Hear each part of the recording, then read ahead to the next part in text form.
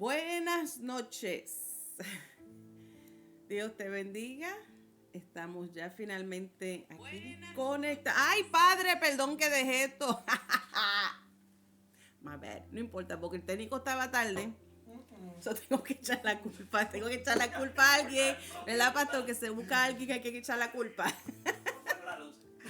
Esta es su hermana Marilyn Colón. Estamos aquí en representación de la iglesia El Calvario, que pastorea nuestro amado pastor reverendo Osvaldo Torres con su amada y hermosa esposa Abigail Torres. Hoy estamos muy excitados, contentos, porque hoy comenzamos.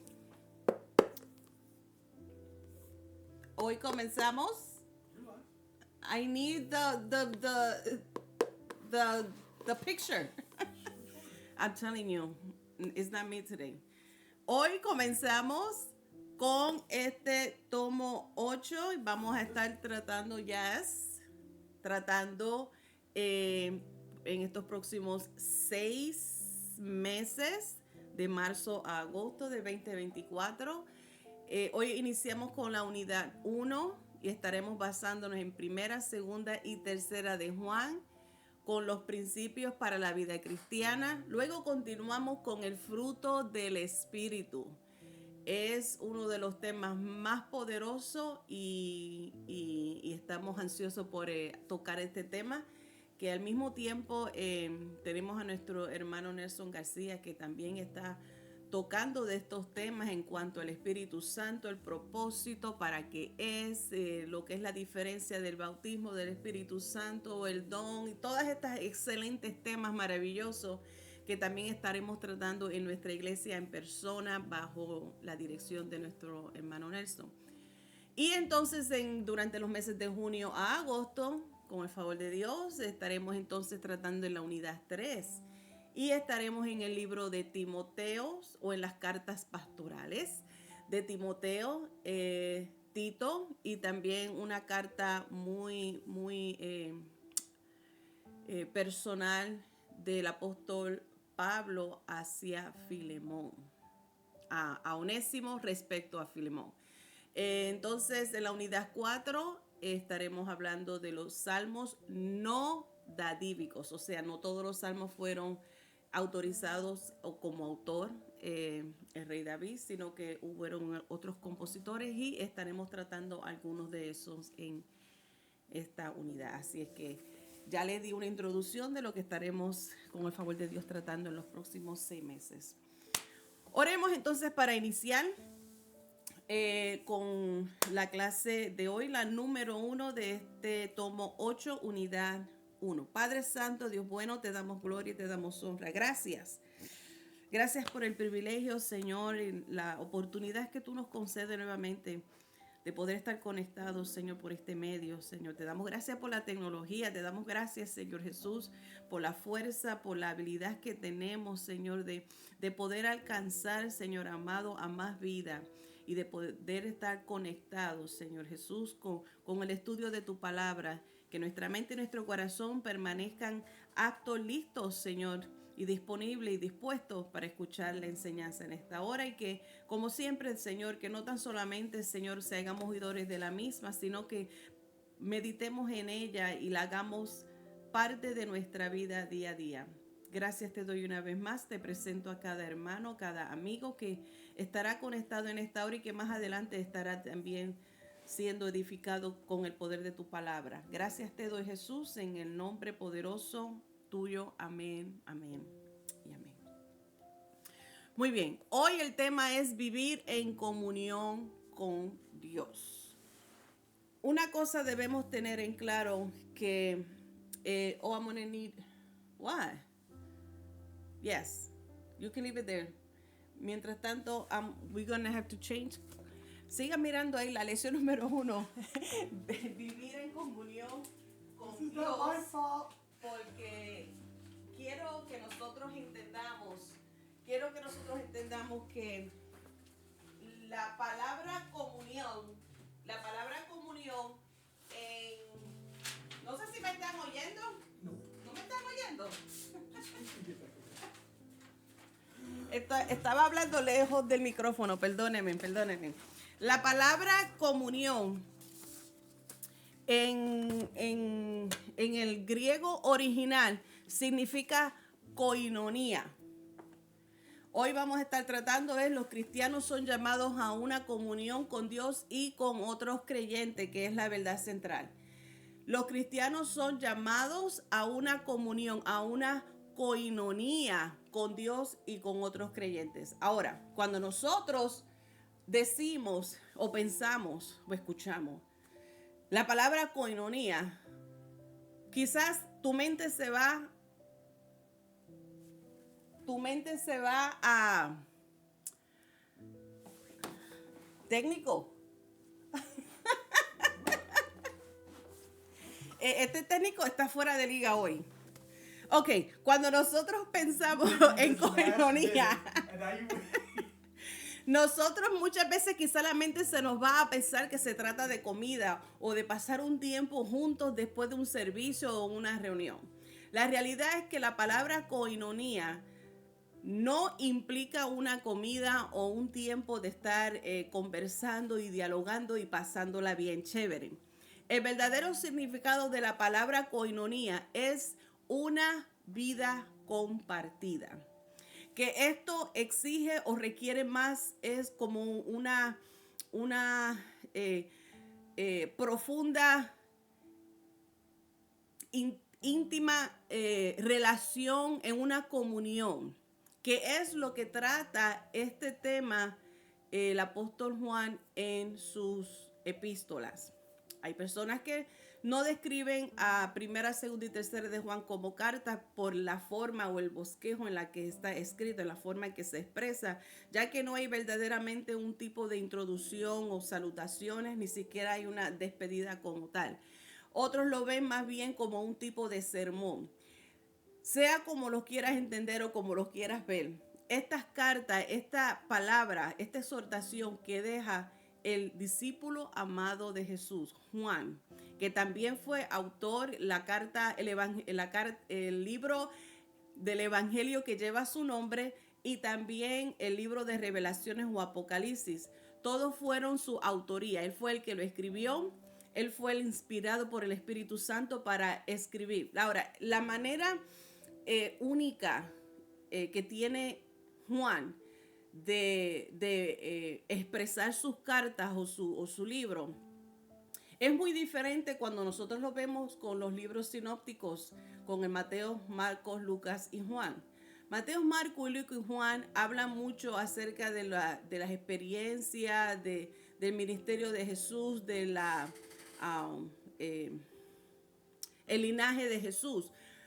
Pero Juan se enfoca más en el desarrollo o en la relación que tenemos nosotros como seguidores de Cristo o como iglesia, como unidad, cómo nosotros también debemos de permanecer en esa comunión, en esa koinonía, de la misma manera que el Padre y el Hijo la mantuvieron, la mantienen, porque no puede hablar en el pasado, todavía la mantienen. Así que Juan es una de las personas más calificadas, más diríamos nosotros, más apta y más comprensible en cuanto a su descripción, lo que significa una verdadera comunión, una verdadera unión, una verdadera intimidad, lo que es una vida compartida. Él fue uno de los discípulos que estuvo más envuelto en el círculo íntimo de Jesús. Es el que fue testigo ocular, el que estuvo bajo el ministerio de Jesús de persona a persona. Él pudo tener esa relación estrecha con Jesús y pudo tener, le voy a mencionar aquí 3 de las experiencias presenciales o testigos, él como testigo presencial que experimentó, que vio, que aprendió mientras estuvo bajo el ministerio de Jesús aquí en la tierra. Juan estuvo presente en la transfiguración de Jesús. Juan fue testigo de la resurrección de una niña de 12 años, al mismo tiempo que estuvo en otros milagros. Juan vio la crucifixión de Jesús. Juan habló con el Señor resucitado. Juan presenció la ascensión de Cristo y Juan también experimentó el derramamiento del Espíritu Santo en aquel día tan especial en el aposento alto. Así que entre todos los discípulos o entre todos los seguidores, tanto Pedro como Santiago y Juan fueron los que tuvieron esa íntima, estaban más bien envueltos en ese íntimo círculo con Jesús, y Juan, vuelvo y repito, es el que puede con mucha certeza hablar lo que significa esa comunión con Dios. Vamos a estar en esta introducción de Primera de Juan, y en las próximas lecciones estaremos entonces tratando su segunda carta y la tercera en Primera de Juan, Segunda de Juan y Tercera de Juan. Vamos a fijarnos en cómo el tono que escribe Juan, cómo él abre este sermón, cómo él abre estas palabras de exhortación a una iglesia que por cierto, esto es otro detalle.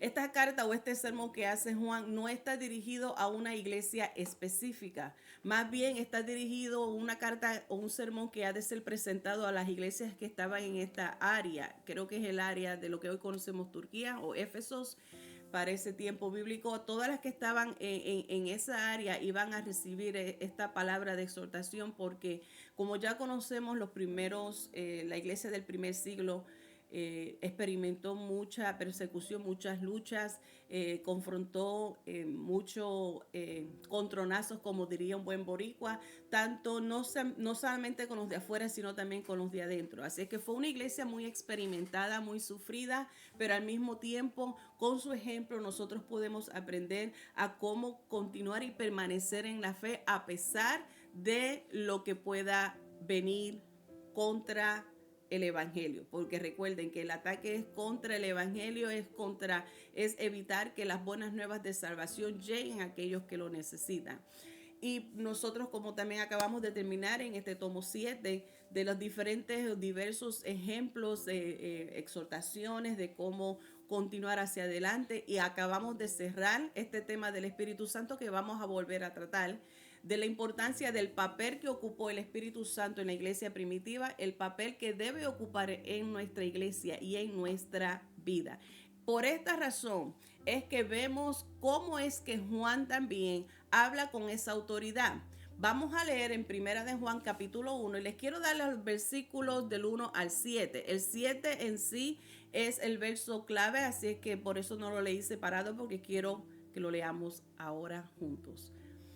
Lo que era desde el principio, lo que hemos oído, lo que hemos visto con nuestros ojos, lo que hemos contemplado y palparon nuestras manos tocante al verbo de vida, porque la vida fue manifestada y la hemos visto y testificamos y os anunciamos la vida eterna, la cual estaba con el Padre y se nos manifestó. Lo que hemos visto y oído, eso os anunciamos, para que también vosotros tengáis comunión con nosotros. Y nuestra comunión verdaderamente es con el Padre y con su Hijo Jesucristo. Estas cosas os escribimos, hablando en plural, para que vuestro gozo sea cumplido. Este es el mensaje que hemos oído de él, hablando de Jesús, y os anunciamos: Dios es luz y no hay ningunas tinieblas en él. Si decimos que tenemos comunión con él y andamos en tinieblas, mentimos y no practicamos la verdad. Pero si andamos en luz, como él está en luz, tenemos comunión unos con otros. Y la sangre de Jesucristo, su Hijo, nos limpia de todo pecado. Saludamos a todos los que se están conectando. Gracias por estar aquí con nosotros. Esperamos que sean bendecidos. Muy bien, como acabamos de leer en estos primeros 7 versículos de Primera de Juan, su primera carta, epístola, él expresa por qué él está autorizado, está más que capacitado, está más que preparado para hablar con esa certeza y explicar este concepto de lo que es la comunión con Dios. Otro detalle también que podemos notar es el estilo que vemos cómo está escrita primera, segunda y tercera de Juan. Encontramos en esta carta o en este sermón que es un tipo de resumen o un reflejo de lo que él expresó en su evangelio que lleva su nombre. En su evangelio de Juan, él comienza a hablar acerca del verbo y estamos viendo cómo en esta primera de Juan capítulo 1, él hace referencia al verbo hablando de Jesús, hace referencia, es más, lo lleva no tan solamente, el reflejo que hace con su carta evangelística, está haciendo referencia desde el principio. Él comienza a hablar de allá desde Génesis como Elohim, como nuestro Dios uno, nuestro Dios trino, ha estado desde el principio. Como este amado Dios nuestro, este Dios trino poderoso, Padre, Hijo y Espíritu Santo en unión, desde el principio estamos viendo cómo se manifiesta a través de la creación. Y aquí Juan hace referencia nuevamente. El verbo ha sido ahora manifestado. Dios ha enviado a su Hijo amado para manifestarse en nuestros medios, y esa manifestación se ha hecho una realidad en la persona de Cristo, en el ministerio que llevó Cristo aquí en la tierra. Dejó bien claro esa unión y esa comunión que él mantuvo con el Padre. Y Juan, comprendiendo de manera perfecta lo que significa esa comunión, él expresa lo que nosotros hemos vivido. No es que lo contaron, no es que yo lo escuché por ahí, es lo que yo viví, es lo que yo experimenté. Yo estuve ahí, yo lo vi, yo lo escuché, yo lo palpé. He experimentado personalmente la esencia de este verbo manifestado. El haber vivido junto con Jesús, Juan comprendía de una manera tangible, real, la riqueza de la relación que hay entre el Padre y el Hijo. En ese verso 7, uno de sus propósitos para él escribir esta carta es que él anhela, él desea, hay una emoción, hay una pasión en el corazón de Juan para que aquellos que lean esta carta, como para ti y para mí, que cuando leemos y estudiamos a profundidad esta carta, vamos a poder sentir ese anhelo de que tú y yo también tenemos la habilidad de experimentar esa comunión. Así como esa comunión que tenía el Padre con el Hijo, de la misma manera que Jesús con sus discípulos, en este caso Juan personalmente está expresando que él anhela que ellos también puedan experimentar esa experiencia, experimentar la misma comunión también unos con los otros, así también con el Padre y con el Hijo, de la misma manera que él personalmente lo experimentó, como también los otros apóstoles. Así que los primeros versículos de este primera de Juan está resumiendo muchos de estos eventos que ya le hablé. Presenta a Jesús, lo que él es, lo que representa, y ese anhelo de que todas las iglesias, aún las de hoy en día, tú y yo, también anhelamos y deseamos y tenemos la habilidad de experimentar con nuestra propia vida este Dios eterno, un Dios de amor, un Dios que es luz, que es Él mismo, la vida en sí misma. Es bien es bien poderoso y es glorioso nosotros escuchar testimonios de las personas, de lo que significa Cristo para ellos y que cómo su vida ha cambiado desde que conocieron o se tropezaron con el hombre de la cruz, desde el momento en que ellos entregaron su vida, y alabamos a Dios por las victorias y el cambio y la transformación en cada persona. Pero ¿sabe lo que es más glorioso? Cuando tú misma puedes decir lo mismo, puedes hablar del que tú has experimentado, del Jesús que tú has experimentado. No simplemente celebrar el gozo de otros, celebra también tu propio gozo y tú testificas a otro, de manera que esa misma pasión y esa misma intensidad que tenía Juan para que las iglesias puedan conocer, que pueden experimentar esa comunión unos con otros, también como el Padre y el Hijo, que de la misma manera aquellos que oigan tu testimonio, que aquellos que vean tu transformación, puedan también sentir el anhelo de ser parte de esa comunión, puedan poder también decir: yo quiero mi propia experiencia, yo quiero experimentarlo. Un ejemplo tan fácil y tan básico, podemos pensar quizás en una fruta. Yo puedo tener una fruta y puedo disfrutar lo jugosa y lo delicioso, y yo puedo describírtela, puedo mostrártela y podría decirte, cómo el paladar, lo rica que es. Pero eso no va a significar mucho para ti, no te va a impactar mucho. Simplemente pues me vas a decir quizás: buen provecho. Buen provecho, pero si el técnico, menos mal. No, pero estas son gracias al pastor, la iglesia del Calvario. Estas naranjas, estas mandarinas son agrias. Para mi Héctor se las come como si fueran dulces. Pero otra vez, puedo decir lo mismo. Su experiencia es diferente. Él las considera buenísimas. Para mí es agria. Eso no quiere decir que yo las dejo de comer, porque después de todo, las mandarinas es una de mis frutas favoritas. Simplemente no. Es like, ok, está agria, pero me la sigo comiendo. Pero es mi experiencia.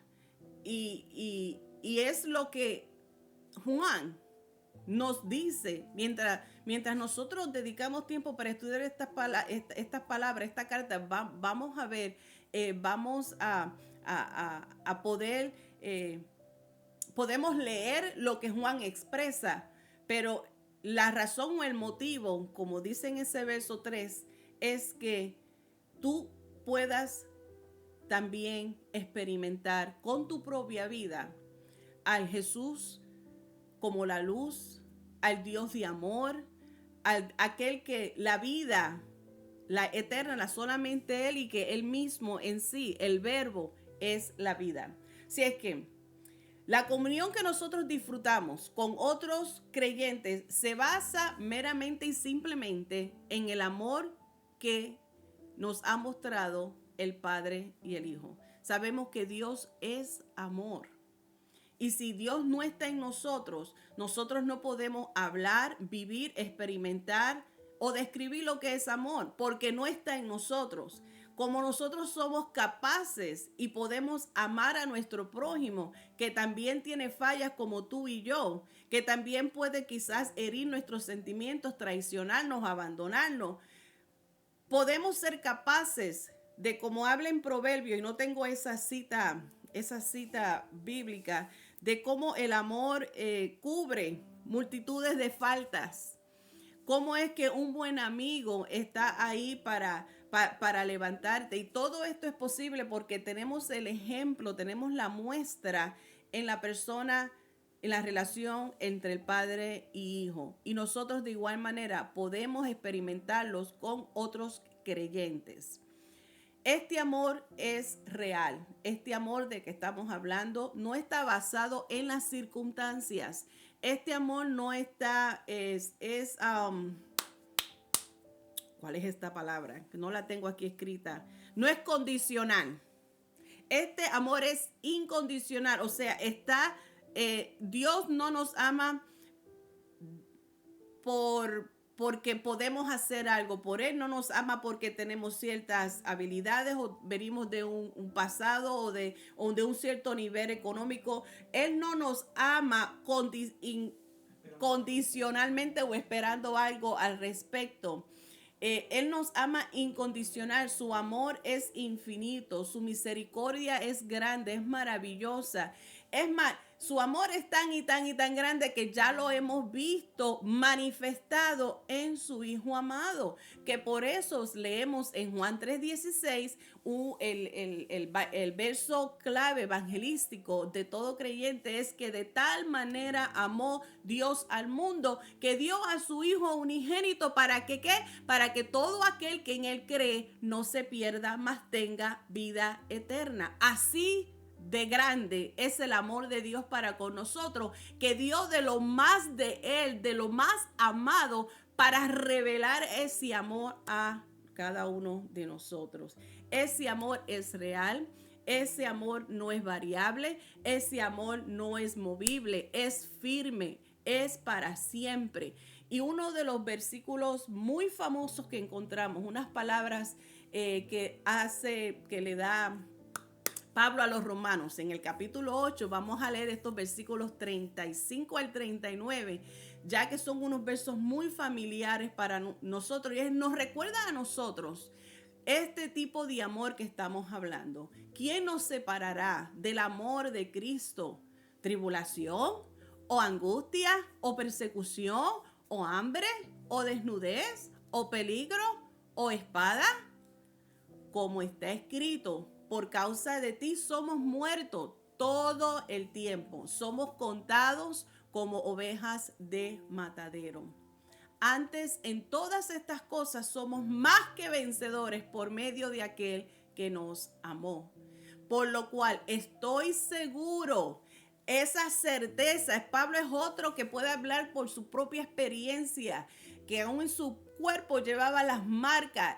Dice, estoy seguro que ni la muerte, ni la vida, ni ángeles, ni principados, ni potestades, ni lo presente, ni lo porvenir, ni lo alto, ni lo profundo, ni ninguna cosa creada nos podrá separar del amor de Dios, que es en Cristo Jesús, Señor nuestro. Todos nosotros, sin importar nuestra edad, sin importar nuestra educación, sin importar nuestra étnica, sin importar nuestro estado socioeconómico, sin importar nuestras diferencias en diferentes puntos de políticas y preferencias culturales, nada. Y ya como hemos visto en este capítulo 8 de Romanos, los versos 35 al 39, no hay nada, absolutamente nada que pueda cambiar. Por eso digo que el amor de Dios para con nosotros es incondicional, porque no hay nada ni nadie que pueda evitar que Él nos ame. De la misma manera, tampoco no hay nada que tú y yo podamos hacer para que Él nos ame más o nos ame menos. Así de profundo, así de poderoso, así de inmovible, así de fiel y de fuerte que es el amor de Dios para con nosotros, para esa comunión que el Padre y el Hijo disfrutan, es la misma que tú y yo podemos disfrutar con el Padre y unos con otros. En el verso 4, el tipo de gozo que habla, que es la otra, aquí es donde vemos la emoción, la intensidad de Juan, cuál es su anhelo de que todos comprendan la realidad de que sí pueden experimentar esta comunión con Dios y los unos con los otros.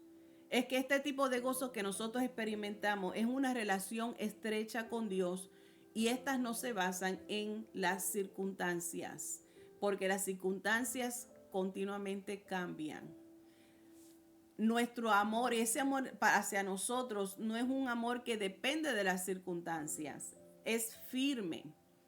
Saber que nuestros pecados están perdonados, cuando tenemos una verdadera comprensión de lo que significa ese amor revelado hacia nuestras vidas, nosotros somos capaces de de poder mantenernos firmes, de poder mantenernos en tranquilidad y en reposo con la presencia de Dios, aún en el medio del caos, aún en medio de las tribulaciones, de los conflictos, de la soledad, de los problemas, de lo que puedan ocurrir en nuestras vidas. Como ya les digo, las circunstancias son cambiantes, pero este amor que Dios tiene para con nosotros es un amor que produce gozo a pesar de lo que quizás estemos experimentando en el momento.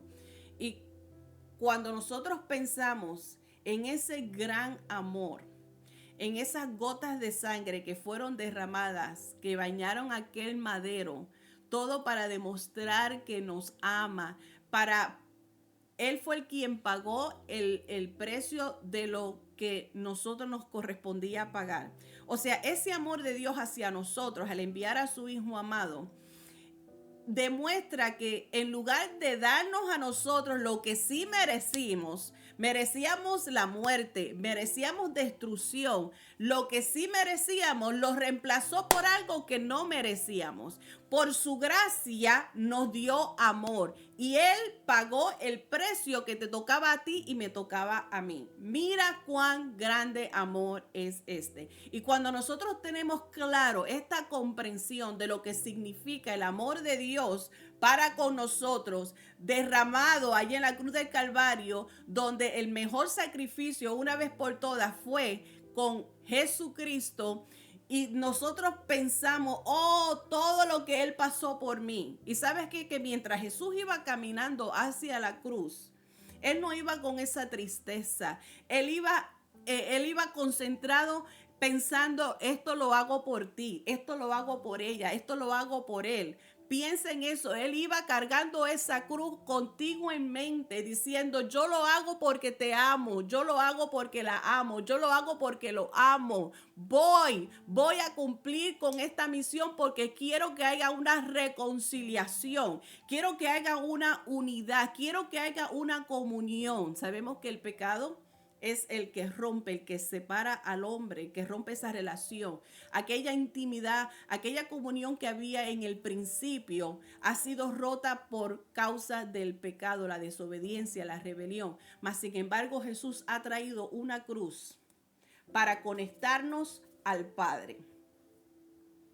Cuando tenemos claro este verdadero significado de ese amor, nosotros podremos disfrutar del gozo.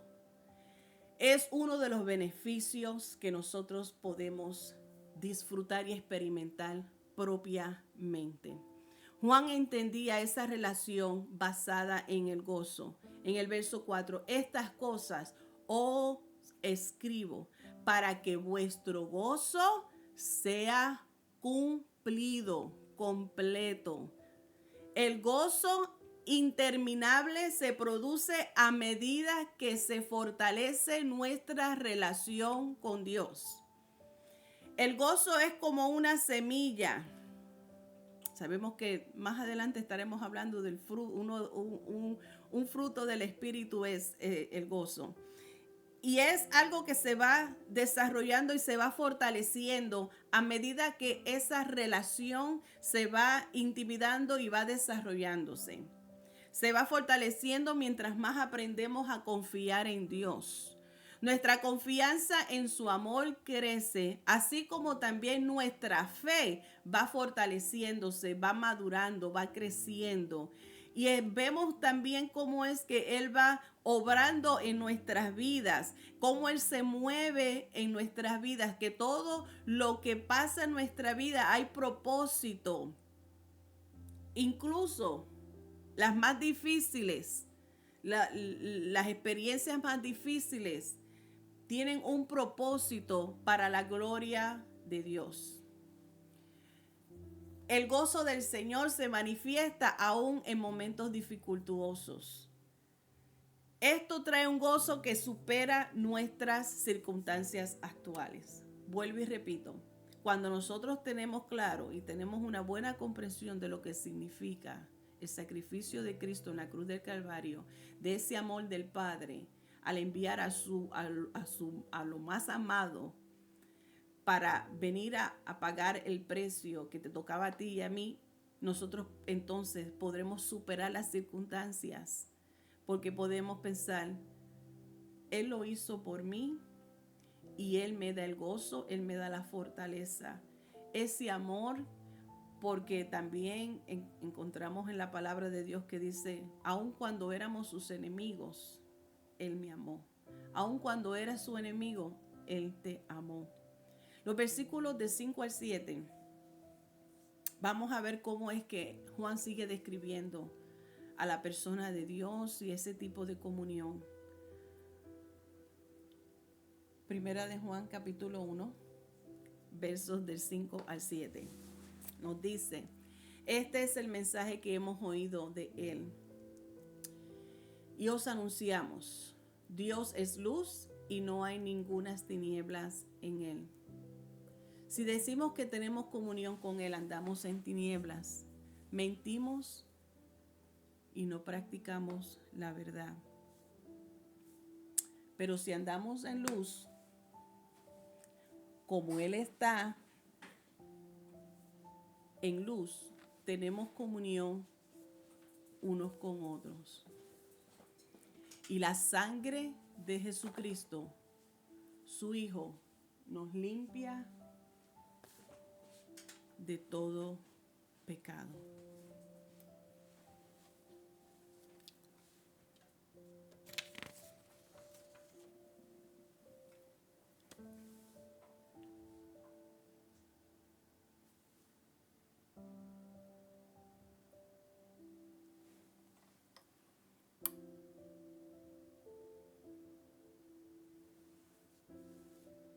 La luz. Por ser Jesús la fuente de la vida, por ser Jesús la fuente de la luz, cuando estamos en una relación con Él, ya no estamos cegados por el engaño del pecado. En cambio, cuando nosotros tenemos la luz, cuando tenemos la luz de su verdad, que es la que nos guía por la vida, cuando nosotros aceptamos esta luz y andar, nosotros no tropezaremos, porque tenemos su palabra que es vida, su palabra que es luz. Nosotros leemos en Salmo 119, verso 105. Lámpara es a mis pies su palabra y lumbrera a mi camino. Nosotros podremos estar en medio de esa oscuridad. Y hubo unos 5 segundos de silencio en oscuridad. Porque cuando no hay luz, cuando nosotros estamos atados por el pecado, cuando una persona está atada por el pecado, anda en tinieblas y no puede ver por dónde va, puede correr tantos peligros, puede salir herido, puede hasta morir, mas sin embargo, cuando nosotros encontramos, estudiamos y vemos que tenemos luz, que Jesús ofrece la luz, mientras más experimentamos su presencia, ves, puedes comenzar así, estás comenzando bajitito, pero mientras vas conociendo, vas intimidando más, tu relación con Él va creciendo, va aumentando, esa luz se pone más brillante y esa luz que va al frente, cuando está al frente para dirigir tus pasos, no va a haber tropiezo en tu vida. Es más, sabemos que el camino está y la luz está disponible, está ahí. Pero si tú no estás dispuesto a caminar por el camino, no es porque la palabra de Dios no tenga poder, no es porque no alumbra lo suficiente, es porque tú optas no andar en la luz. Y Juan dice claramente que aquel que dice que está en la luz, pero anda en tinieblas, se miente, se está engañando a sí mismo. Esta luz tiene una cierta distancia, pero si la llevo conmigo, Mientras yo vaya caminando, me va alumbrando por donde yo voy. No quiere decir que le está dando alumbramiento a todo el camino, pero va alumbrando por donde voy caminando, asegurándome a mí que puedo estar bien. Andar en la luz de la palabra de Dios. Can I have some light? Como dijo Dios. Como dijo Dios al principio, que sea la luz y fue la luz. Muy bien, andar en la luz de la palabra de Dios nos da vida individualmente. Me gusta mi lamparita.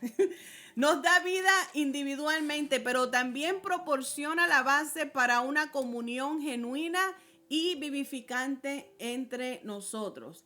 El pecado no solo nos separa de Dios, también nos separa unos de los otros.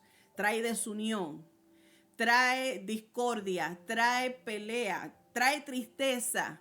Pero a medida que nosotros andamos junto a la luz, a medida que vamos caminando junto a la luz, a la verdad de Dios, nosotros podremos entonces disfrutar esa relación íntima, esa coinonía, esa comunión que nos alienta a nosotros y nos sustenta en nuestra búsqueda de Dios.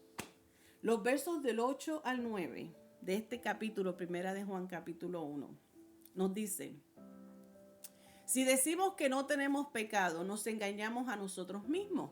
¿Ve? Como les dije, la verdad no está en nosotros.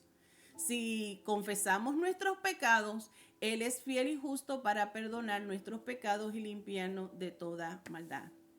Si decimos que no hemos pecado, le hacemos a Él mentiroso y su palabra no está en nosotros.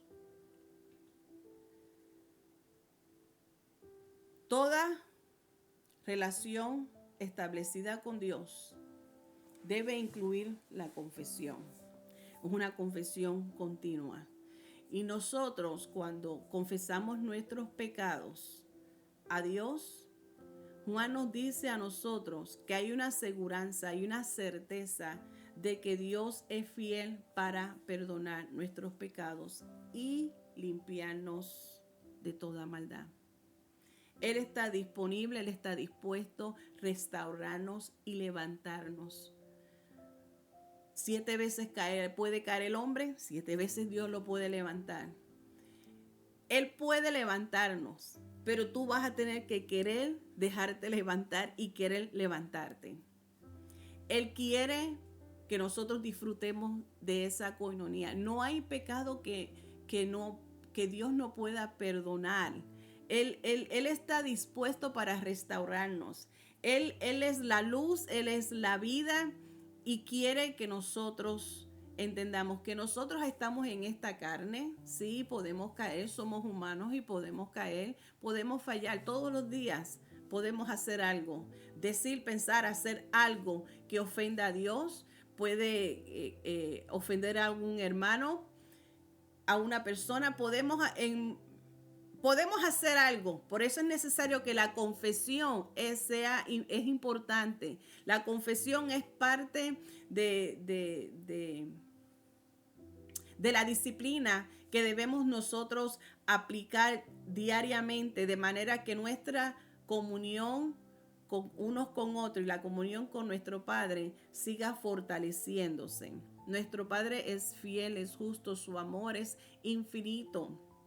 Ahora, no estoy diciendo tampoco te vayas al extremo, porque hay personas que también le gustan ir al extremo. No es que estoy diciendo que tienes una licencia en blanco, un permiso en blanco para seguir pecando y ofendiendo.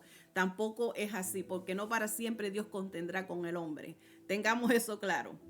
Una de las mejores maneras de permanecer en una relación estrecha con el Padre es leer su palabra. Y ya leímos en el Salmo 119, 105, lámpara es a mis pies su palabra y lumbrera a mi camino. Dios de paz, Dios de fortaleza.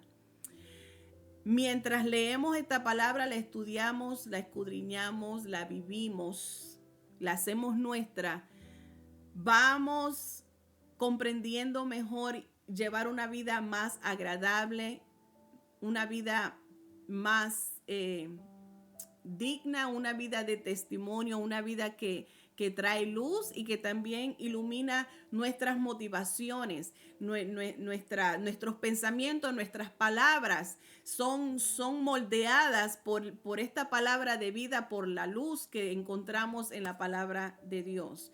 Necesitamos su palabra para poder llevar un buen ejemplo de que somos hijos de luz. Solo entonces nosotros podemos reconocer fácilmente nuestro comportamiento pecaminoso. Cuando nosotros estudiamos la palabra de Dios y la hacemos nuestra día a día, sabes que la palabra de Dios, además de ser luz, la palabra de Dios es un espejo, porque tú puedes leer la palabra de Dios y la palabra de Dios refleja en nosotros y podemos ver si hay algo que necesita ser corregido. La palabra de Dios nos enseña a nosotros lo que debe de mejorar o cómo profundizar nuestra relación con Dios, o nos recuerda las promesas que tenemos en su palabra, nos recuerda lo que somos, nuestra identidad en Él, lo que nos espera. Recordamos que para alcanzar esa vida eterna solamente tenemos que continuar creyendo en Jesús. Él es el único camino a la verdad. Entre tantas cosas que encontramos en su palabra de Dios, eso es lo que nos ayuda a nosotros a profundizar, a permanecer en esa relación estrecha, a llevar una vida justa, piadosa.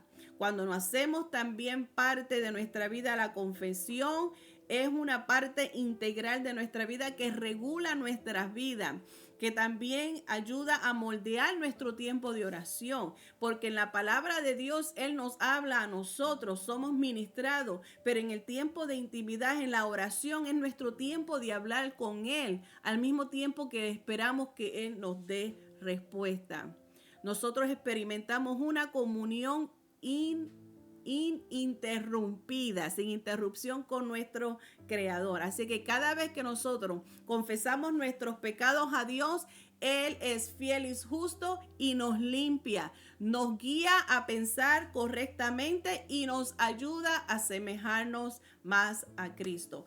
Aprendemos a hablar, pensar, actuar, vivir como Jesús vivió. Cuando vemos en la forma tan amorosa de Juan expresar en su carta, dar esta exhortación, podemos también entender cómo Juan describe otra área importante y maravillosa de nuestro amado Señor Jesucristo. Y Juan describe de una manera tan amorosa y tan cautelosa de que nuestro Dios, nuestro Jesús, es un abogado. Él es uno que también está a nuestra defensa. Él es nuestro defensor y nuestro redentor. Su sacrificio pagó el precio completo por nuestros pecados y ahora Él está ante el Padre defendiendo nuestro caso. Ahora mismo Él está defendiéndote, defendiéndome. Porque quizás hicimos algo en el día de hoy y vamos a confesar nuestro pecado y Jesús se está encargando allá. Perdónala, restáurala, levántala, ayúdala o ayúdalo. Entendemos que no hay ningún pecado en esta tierra, no hay ningún pecado más allá del perdón de Dios. Así es que Jesús prometió algo también. Nuestro abogado, nuestro redentor, nuestro redimidor. Él es nuestro salvador. Nos ama, dio su vida por ti y por mí. Pero ¿sabes qué?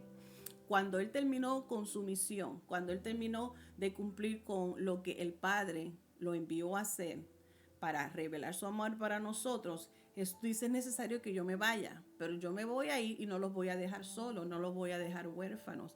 Voy pues a enviar a uno que es el Consolador. Este Consolador os ayudará a recordar todas las cosas que yo os he enseñado. Este Consolador es el que nos va a dar la fuerza. Es este Consolador el que les va a dar la guía. Es el Consolador el que va a ayudarte a llevar una vida como hijos de luz, como uno que anda en amor. El Espíritu Santo nos consuela. El Espíritu Santo, el papel importante que tiene ahora, mientras la iglesia esté aquí en la tierra, es convencer al hombre de pecado. Pablo nos dijo a nosotros que el Espíritu Santo nos ayuda en nuestras debilidades. Hay un sinnúmero de beneficios del Espíritu Santo en nuestras vidas. Como les dije, nuestro hermano Nelson García estará hablando en estos próximos martes acerca de estas áreas, aspectos, personalidad, de la persona del Espíritu Santo, de su habilidad y de su papel importante en nuestras vidas. Y aquí solamente le estoy mencionando 2 o 3. El apóstol Pablo menciona el propósito, lo que hace también el Espíritu Santo. Nos convence de pecado, nos redarguya, nos consuela, nos guía. También nos dice que el Espíritu Santo nos ayuda en nuestras debilidades, en las áreas que necesitamos ser fortalecidos, el que intercede por nosotros. Qué lindo es cuando, aunque las palabras nos faltan, nosotros podemos estar ante la presencia del Señor, podemos ir ante el Padre, podemos ir pedirle por fuerza y fortaleza a Dios. Nos vamos allí al pie de la cruz para derramar nuestras vidas. Y aunque no tengamos las palabras, el Espíritu sabe lo que hay, lo que debe de pedir, intercede por nosotros y también nos ayuda a pedir y a orar conforme a la voluntad de Dios. Vamos a leerle Romanos capítulo 8, versos 26 y 27. Y también le voy a dejar 3 versículos más respecto al Espíritu Santo. Romanos 8, 26 y 27 dice, y de igual manera el Espíritu nos ayuda en nuestra debilidad, pues, ¿qué hemos de pedir como conviene? No lo sabemos, pero el Espíritu mismo intercede por nosotros con gemidos indecibles. Si usted ha experimentado esto, sabe de lo que estoy hablando. Mas el que escudriña los corazones sabe cuál es la intención del Espíritu, porque conforme a la voluntad de Dios, intercede por los santos. De manera que cuando nosotros comprendemos el papel del Espíritu Santo y lo vemos y lo entendemos que Él es nuestro abogado, nosotros podemos tener confianza segura de cuál es en la dirección en que nos lleva. Cada vez que nosotros experimentamos su convicción, cada vez que escuchamos la voz del Espíritu Santo donde nos guía, nos hace sentir, nos corrige, nosotros podemos estar seguros que Él nos está guiando y nos puede estar redarguyendo si nos recuerda y nos trae a mente alguna acción, algún pecado que está en nuestra vida y que está interrumpiendo. Sabemos que si le dejamos que el pecado eche raíz en nuestra vida, en nuestros corazones, vamos a terminar atados, vamos a terminar con un corazón duro, vamos a estar, en nuestra relación con Dios se va a romper y nos va a alejar de Dios. Así que cuando el Espíritu Santo traiga a nuestra mente, a nuestro corazón, a nuestra vida algo que necesitamos confesar, necesitamos arrepentirnos y darle la espalda totalmente a esa acción, a ese comportamiento, a eso que nos está haciendo daño, nosotros cuando lo hacemos, entonces experimentaremos ese gozo, el gozo que Juan dijo, para que sea completo, para que sea cumplido, una renovación completa en nuestra vida. El Espíritu Santo abre nuestra mente para darnos conocimientos, para darnos sabiduría y comprensión de Dios y de sus caminos. 3 versículos que le voy a dejar con ustedes. Segunda de Timoteo, capítulo 1, versos 6 y 7, esta palabra, consejo que le dio Pablo a Timoteo. Por la cual te aconsejo que avives el fuego del don de Dios que está en ti por la imposición de mis manos. Porque no nos ha dado Dios espíritu de cobardía, sino de poder, de amor y de dominio propio. Efesios capítulo 4, verso 30 al 32 me dice esta palabra. Iglesia, no contristéis, no entristezcáis al Espíritu Santo de Dios, con el cual fuiste sellados para el día de la redención. Quítense de vosotros toda amargura, enojo, ira, gritería y maledicencia y toda malicia. Antes sed benignos unos con otros, misericordiosos, perdonándoos unos a otros, como Dios también os perdonó a vosotros en Cristo. Y el último versículo que te quiero dejar, Primera de Tesalonicenses, verso 19, capítulo 5, verso 19 y el verso 21. No apaguéis al Espíritu. Examinadlo todo, retened lo bueno. Padre, Dios maravilloso, te doy gracias. Gracias por tu palabra, gracias por la enseñanza en esta hora. Padre, que como seguidores tuyos, como creyentes, nosotros podamos atesorar, Señor, la importancia, Señor, y podamos continuar cuidando nuestra relación unos con los otros, pero que también, Señor, no descuidemos nuestra relación contigo, que podamos experimentar de la misma manera que los apóstoles y Juan quiere transmitirnos en esta palabra, Señor, de que mantengamos la comunión contigo, Dios amado, que mantengamos la comunión unos con los otros, que le demos el espacio al Espíritu Santo que habita en nosotros, que no lo apaguemos, que no lo entristezcamos, Señor, que apartemos de nuestra vida todas aquellas cosas que pueden interrumpir y endurecer nuestro corazón. Padre, que fomentemos día a día la coinonía unos con los otros y sobre todo la coinonía y amor contigo, el Padre y el Hijo, como la tuviste. Gracias te doy, Señor. Bendigo a cada oyente, cada persona que se ha conectado y también los que más adelante se conectarán. Todo lo pido en el nombre de Jesús. Amén, amén y amén. Los dejo y yo me voy con mi luz hasta la próxima semana. Dios te bendiga.